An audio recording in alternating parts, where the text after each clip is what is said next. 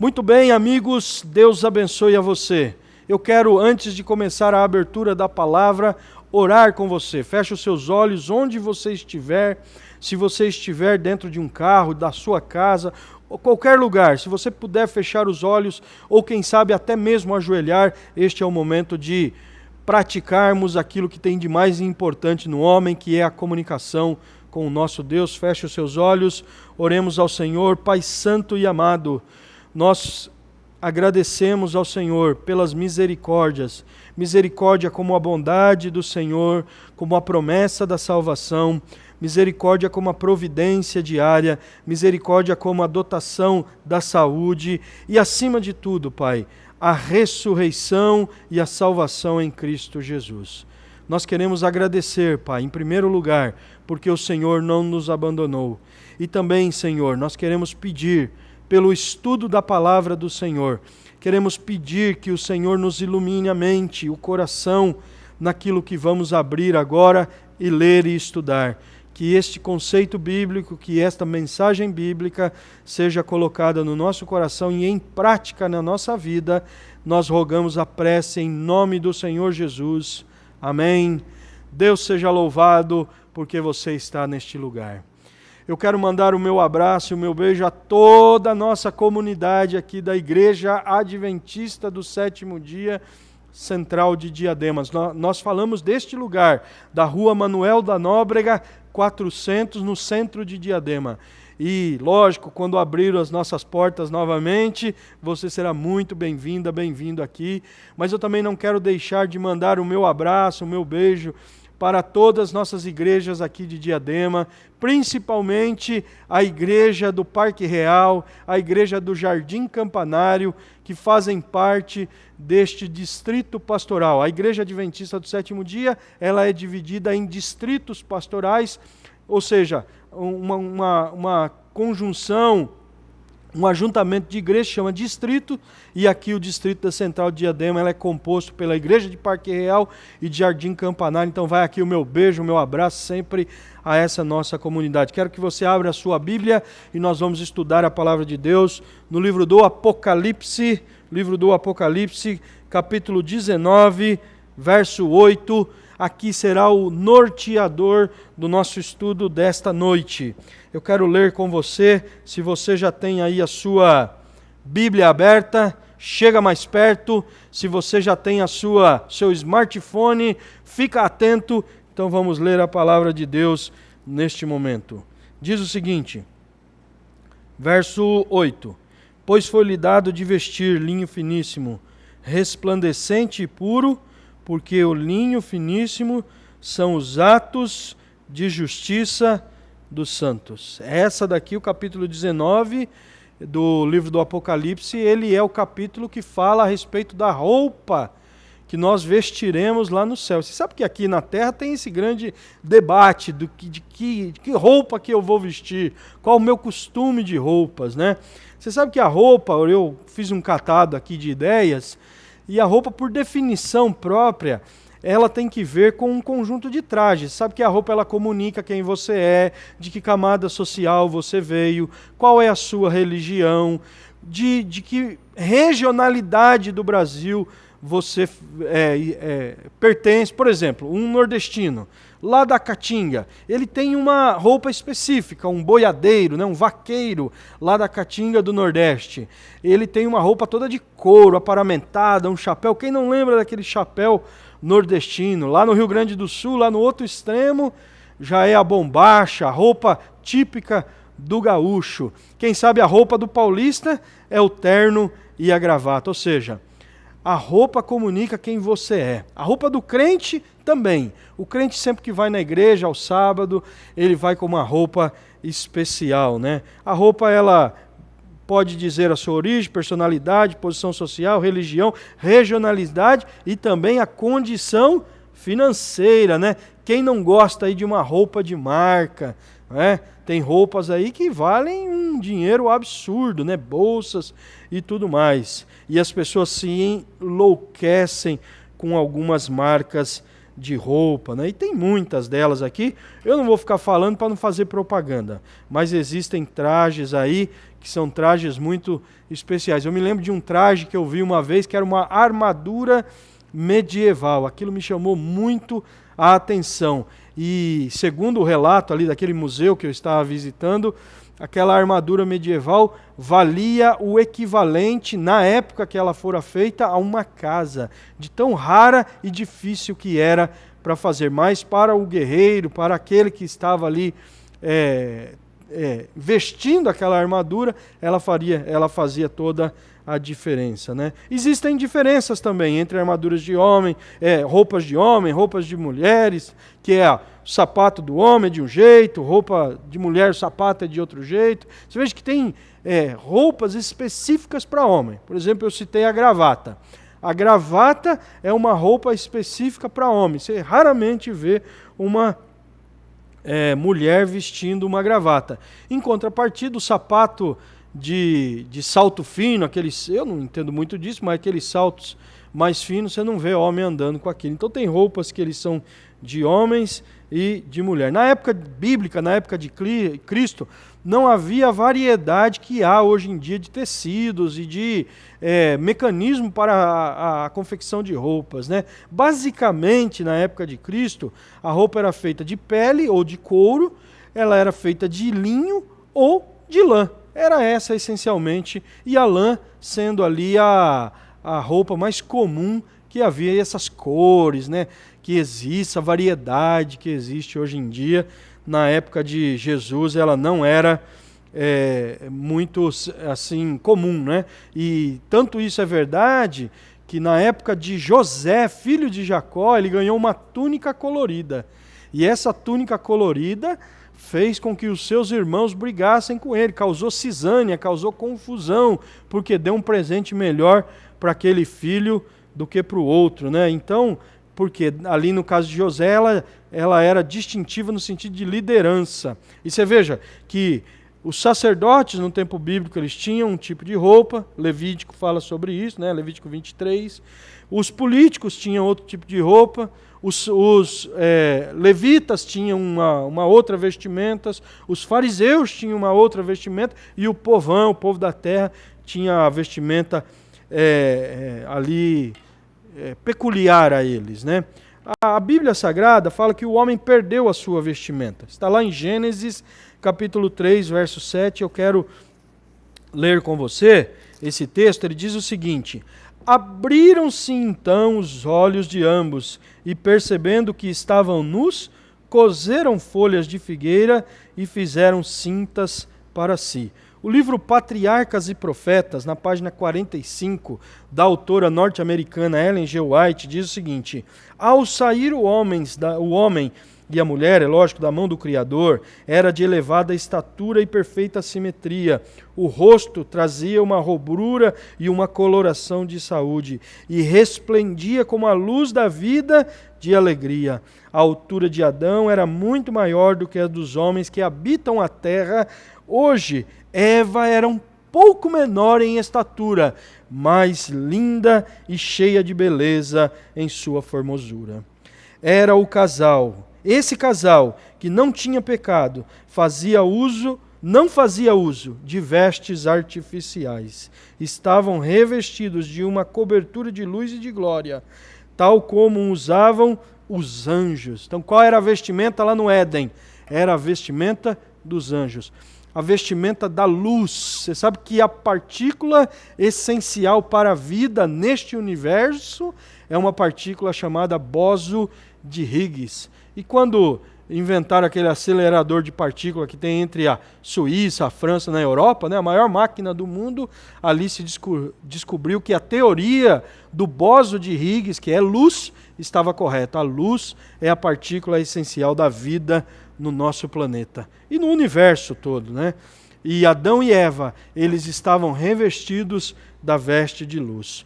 A roupa na Bíblia, ela tem um significado especial. E a roupa na Bíblia, o significado dela é a justiça. Justiça própria, no caso de Adão e Eva, que fizeram as suas roupas, ataram para si cintas, pegaram folhas de árvores, de figueira, diz aqui, e teceram aquelas folhas e vestiram com ela. Só que eles não tinham a ideia, né? Eles não tinham a ciência e o entendimento, abriram-se os olhos, mas todo o espectro do pecado não lhe fora revelado, de que aquelas folhas um dia murchariam e a sua nudez novamente seria posta. Se você continuar lendo o capítulo 3, você verá que Deus ele providencia uma roupa que era um pouco mais autossuficiente, mas a roupa era feita pela mão de Deus. Deus pegou 2 animais, um cordeirinho, mandou ali os pecadores agora então sacrificar. Você já pensou a cena? Pensa comigo nessa cena. Deus pegando aquele cordeiro perfeito, que Adão tinha dado um nome a ele. Deus falou para Adão assim: Adão, dá o nome em tudo quanto é bicho aí, Adão. E Adão foi lá e deu o nome para aqueles bichos. E o cordeiro foi Adão que deu o nome. E Adão então, agora, pela ordem de Deus, Deus falou para Adão assim: Adão, vai atrás do cordeiro que você deu o nome. Você sabe qual que é Adão. E Adão foi atrás do cordeiro. Adão pega o cordeiro, faz uma faca, quem sabe ali de pedra ou algum outro instrumento, degola, passa na garganta. Pensa na cena, eu quero que você imagine essa cena. Às vezes a gente fala de pecado e a gente não entende muito bem a tragédia que é o pecado.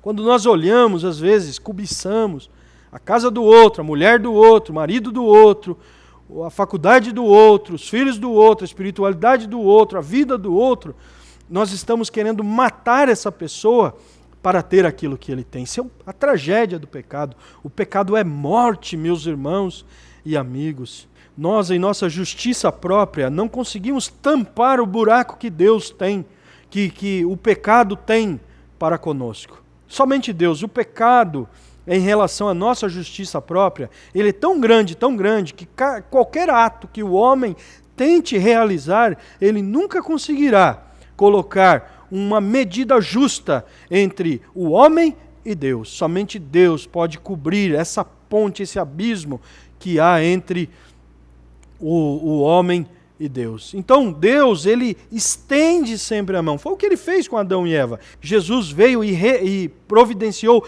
a restauração da nudez espiritual. A nudez que cada um de nós temos. Essa nudez espiritual, essa falta de justiça própria, é uma falta que nós temos por conta da nossa condição de ser humano. E a nossa condição de ser humano, ela precisa de um substituto à altura. E o nosso substituto, então, é o nosso Senhor Jesus Cristo. O autor Kenneth Luke, do livro Arrisque-se, ele fala um pouco a respeito das prioridades que nós temos. Ele diz assim: a razão de nossas prioridades estarem confusas é que lá no fundo, nossa lealdade a Cristo é diluída. Ele diz o seguinte ainda mais: não é difícil confirmar isso. As lealdades motivam nossas prioridades. Nossas prioridades motivam nossas escolhas. As ações que nos seguem reforçam nosso relacionamento com Deus. Então, relacionar-se com Deus é depender dele a cada dia, a cada momento e a cada segundo da vida. E você sabe que Deus, ele é tão justo conosco, ele é tão misericordioso conosco, que ele não deu uma vida inteira para que nós escolhemos ou não nos relacionar com ele. Ele nos dá a cada dia. Então, ao levantar, nós aceitamos a Cristo, somos batizados com o Espírito Santo. É lógico que nós já nos batizamos em algum momento da vida, e se você ainda não o fez, é hora de o fazer. Nós somos batizados com o Espírito Santo, ok, lá no passado também, mas as misericórdias do Senhor, elas sempre se renovam. E elas são a causa de nós não sermos destruídas. Deus, ele quer dar uma bênção para você hoje, meu irmão, minha amiga que está aí desse lado. Eu quero que você entenda isso, que Deus não te abandonou, que você não está sozinha nesse mundo, que a despeito de todas as situações, do mais longe de onde você esteja andando, Deus, ele quer te dar a sua bênção. Eu estava ouvindo um testemunho de uma moça esses dias, e ela contando ali da história dela. Que história dramática! Se relacionou com com drogas, se relacionou com pessoas que não deveriam se relacionar, e no fundo lá do poço da sua existência, no meio do pecado, no meio da libertinagem, no meio de uma situação terrível, ela clamou a Deus por justiça. E você sabe o que Deus fez? Deus ele não pediu para ela, olha minha filha, vá lá e se purifique primeiro. Olha minha filha, faça esse ritual. Olha minha filha, faça essas outras coisas. Não, ele simplesmente estendeu a mão e disse para ela, querida, venha que eu quero caminhar junto com você. A nossa vida, querido, não é um mar de rosa. A nossa vida, minha irmã, não é uma solução de todos os nossos problemas imediatos. Tem rogo, tem prece, tem orações que nós fazemos que nunca serão respondidas. Só no céu nós saberemos. Mas Deus ele pode nos dar a paz e acalmar o nosso coração. O livro do Apocalipse ele ainda dá outras ilustrações a respeito da roupa lá da entrada na Cidade Santa. E eu quero ainda avançar um pouco com você nesse sentido. Por exemplo, Apocalipse 3. Vamos lá, Apocalipse 3, verso 5. Fala um pouco a respeito das roupas que seguirão os filhos de Deus. 3:5 diz o seguinte, ó: ao vencedor será vestido de vestiduras brancas, de modo nenhum apagarei o seu nome do livro da vida, pelo contrário, confessarei o seu nome diante de Deus e diante dos seus anjos. Agora vamos lá para Apocalipse capítulo 7, verso 9, o 7:9, olha o que diz assim: depois destas coisas, eis que vi grande multidão, que ninguém podia enumerar, de todas as nações, tribos, povos e línguas, em pé diante do trono e do Cordeiro, com vestiduras brancas e palmas nas mãos. E por fim, é o texto que nós começamos, que é o do capítulo 19:8, que diz, foi dado de vestir de linho finíssimo, puro e resplandecente, porque os linhos finíssimos, puros e resplandecentes são os atos de justiça dos santos. Mas eu queria voltar um pouquinho desse texto, que está aqui no verso 6. Ele diz assim: então ouvi uma voz de numerosa multidão de águas, como fortes trovões, dizendo, aleluia, pois reina o Senhor, nosso Deus Todo-Poderoso. Alegremos e exultemos, e demos glória, porque são chegados a boda do Cordeiro, cuja esposa já se ataviou, pois foi-lhe dado linho finíssimo e puro e resplandecente, porque são os atos de justiça dos santos. Permita, querido, querida, que o Senhor Jesus faça o melhor para a sua vida. Você pode restaurar a sua existência nas mãos do Senhor. Que Deus abençoe a sua vida. Eu quero orar com você antes de terminar. Eu quero que você entenda que a bênção do Senhor Jesus pode estar na sua casa hoje, não importa a sua condição, Ele pode transformar uma vida de desgraça em uma vida de bênçãos. Feche os seus olhos, vamos orar. Pai santo e amado que está no céu, nós queremos entregar a nossa vida em suas mãos. Se até este momento da nossa existência, Pai, nós praticamos atos próprios de justiça, queremos vencer por nossos próprios méritos, queremos nos salvar por nossas próprias forças, quem sabe guardando um mandamento, guardando uma regra, fazendo isso ou fazendo aquilo, Pai, remova isso de nosso coração. Que a graça do Senhor Jesus tire a nossa roupa pecaminosa e coloque uma roupa de justiça, que são os atos lavados no sangue do Cordeiro do Senhor Jesus Cristo. Obrigado, Senhor, porque a sua palavra sempre nos dá alento e conforto. Nós rogamos em nome do Senhor Jesus. Amém. Eu te desejo uma feliz semana, que Deus possa lhe abençoar. Nós temos uma semana inteira que não nos é revelada pela frente, mas eu tenho certeza que o nosso Deus pode nos amparar. Mas eu quero finalizar a nossa mensagem dessa noite cantando o hino 52, Vestido em Linho. Deus abençoe.